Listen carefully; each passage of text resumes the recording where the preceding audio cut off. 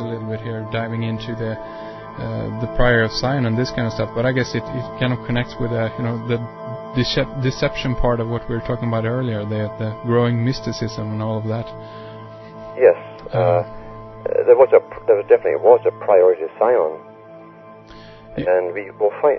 See, Sion is an occultic term. It's misused on the exoteric side for conflict creation, and Sion, on the one hand, is the first two letters of the Hebrew word for sin, which is the moon. Yeah. And On is the Egyptian phallic god, the regenerative force of the Egyptians, of the obelisk, you see? Yes, Sion. The combination of the sun and the moon, the fire, the water, the two opposing forces that regenerate through each other's conflict. Yeah. And create a new sun. That's the esoteric meaning for it. You'll find that Charlemagne, who was the first king appointed as a military leader for the Catholic Church, he created the first bank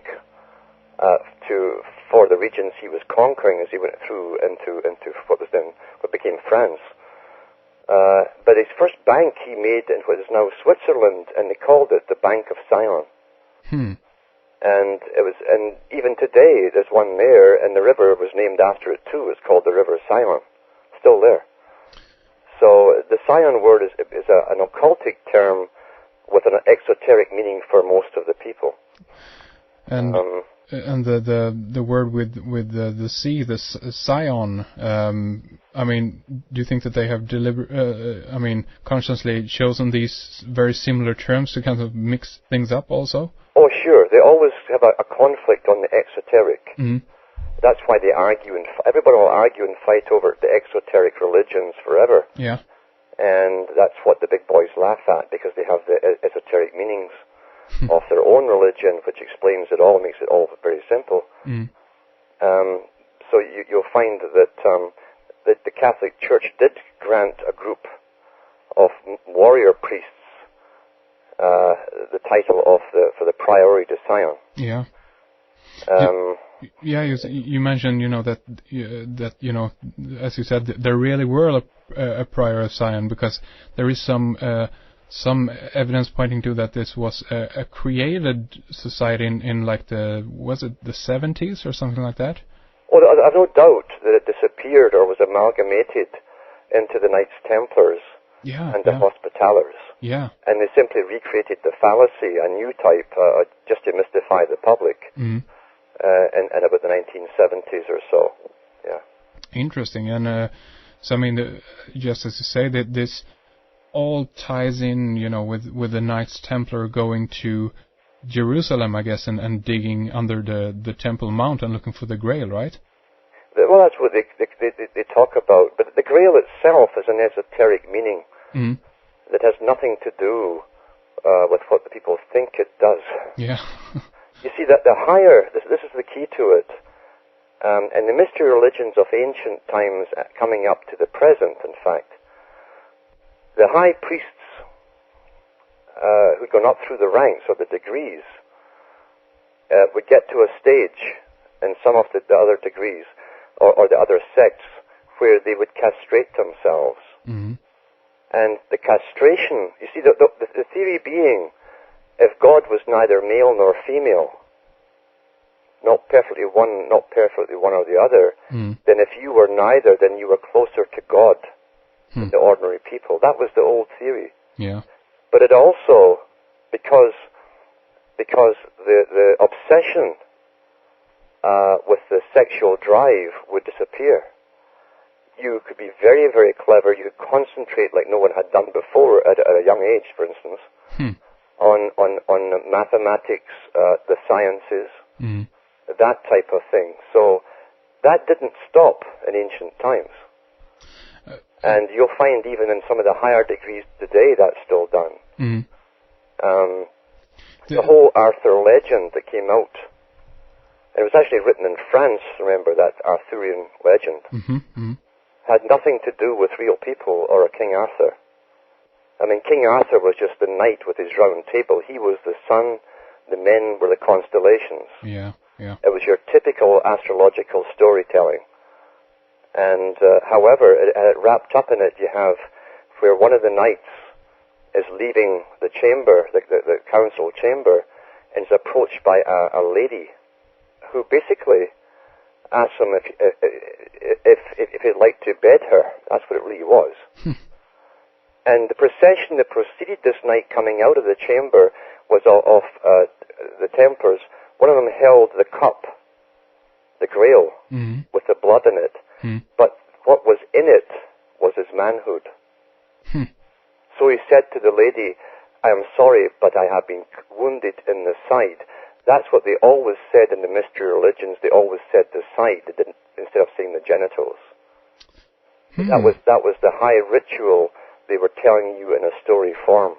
You know, I was actually reading about the biblical, idea of Adam and Eve today, and one of the discussions going on were whether or not Adam, that Eve was created out of Adam and through his side. So I mean, could this tie in something to do with the generativity, the process of the reprocreation process or something like that?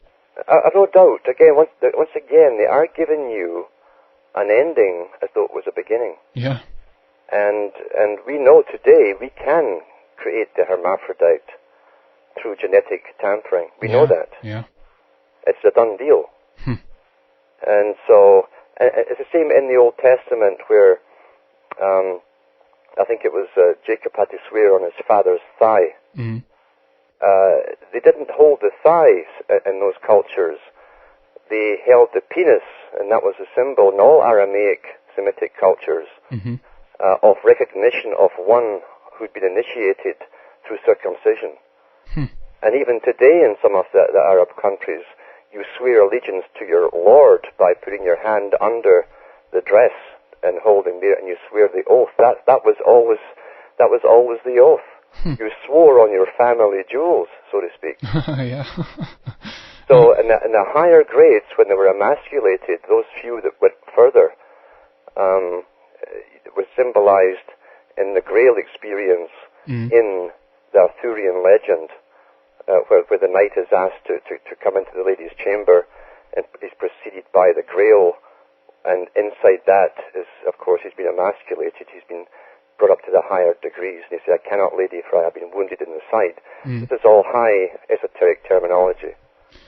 I mean, de Molay, at the time the head of the Knights Templar Order in, I think this was 13 or 1200, something like this, but wasn't he accused of homosexuality and all of this stuff when he was burned at the stake?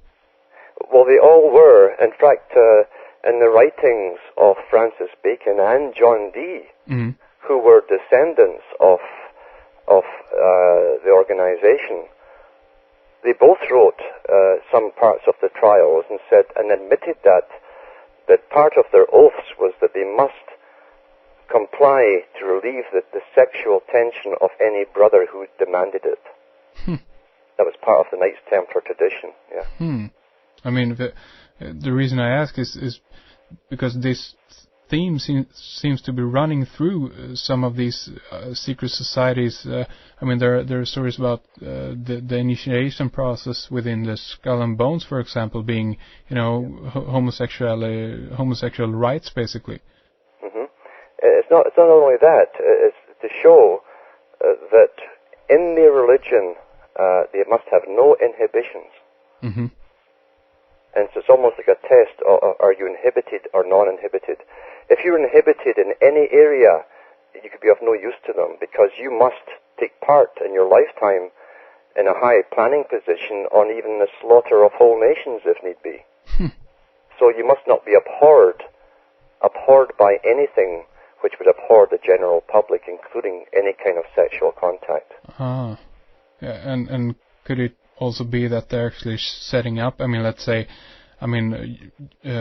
George Bush and of course John Kerry being members of this society, Skull and Bones, I mean, could it be that they're also at the same time are setting up these people to, they're being compromised when they're doing this, basically, because they can always be taken up with this kind of thing in the media, so they have them by the jewels, so to speak. Yes, it's a willing blackmail. You see, they know what they're coming into. Yeah.